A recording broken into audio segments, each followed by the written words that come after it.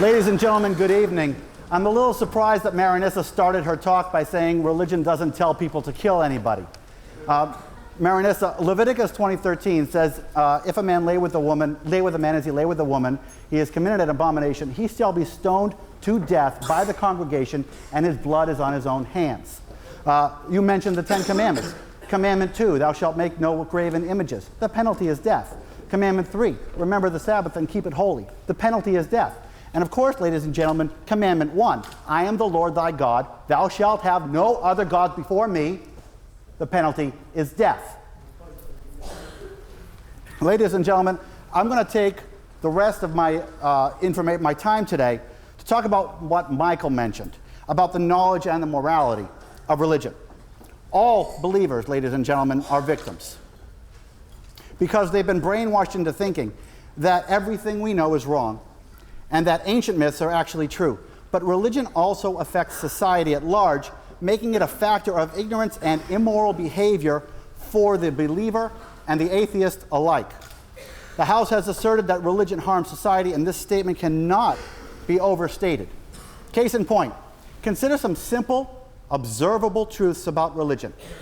Number 1, religion lies. It takes credit for doing things that it did not do. Thanks to religion, knowledge isn't learned or guessed, it is given by God. Accomplishments aren't made because people did great things, but because of the religion to which they adhere. People do good things not because they are good, but because they are religious. In the end, religion does nothing but take the credit for the accomplishments of the people or the society in order to legitimize itself in the eyes of the flock. Number 2, religion was created with yesterday's knowledge.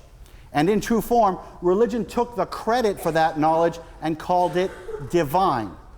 The problem is that back then we as a society knew much less than we know today. Indeed, religion was invented because there were so many unanswered questions, and religion answered those questions with legends and tall tales and sometimes outright lies.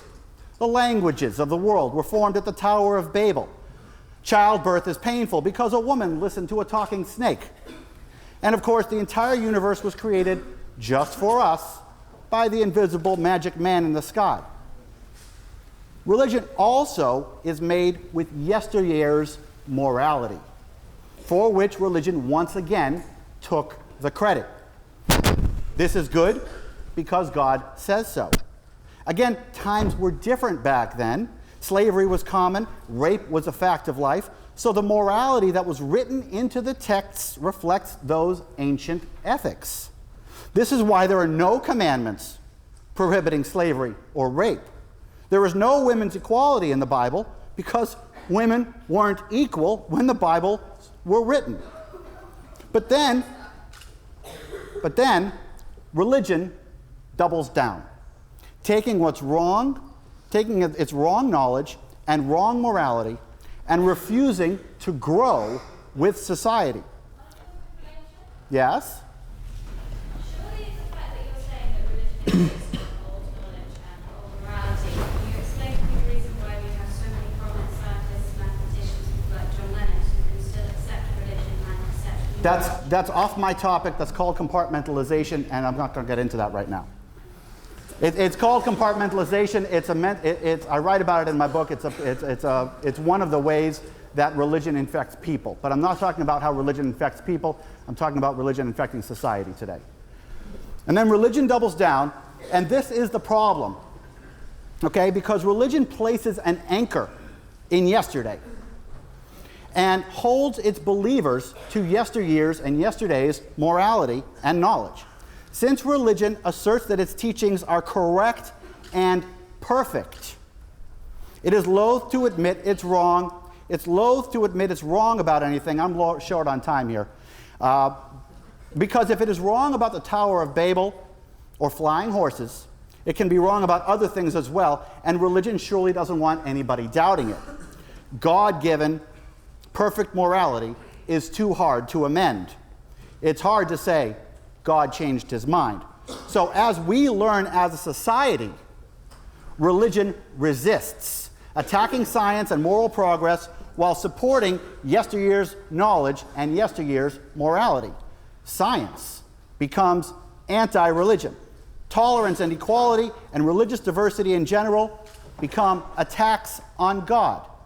We as a society are trying to move beyond yesteryear's prejudice. But since religion calls yesteryear's prejudice perfect and can't admit that it's wrong, religion is a worldwide force for promoting yesteryear's prejudice. But religion doesn't stop at adherence, because it cannot grow its influence if outsiders know how wrong it is. So it uses its money and power to squelch anything that proves it wrong.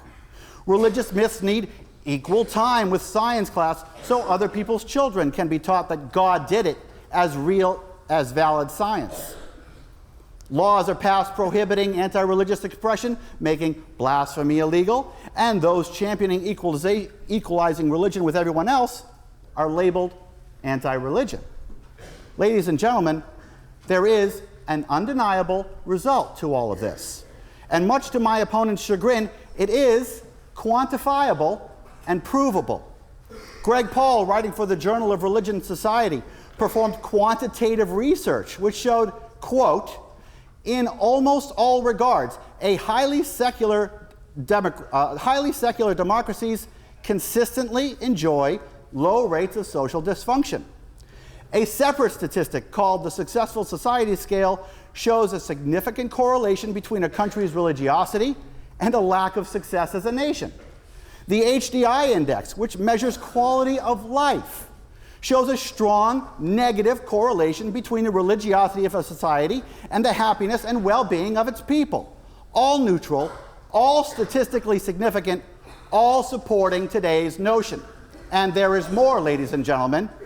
Indeed, study after study show that societal religiosity positively correlates to poor social development and lower quality of life, as well as greater income inequality, increased child mortality, and overall unhappiness.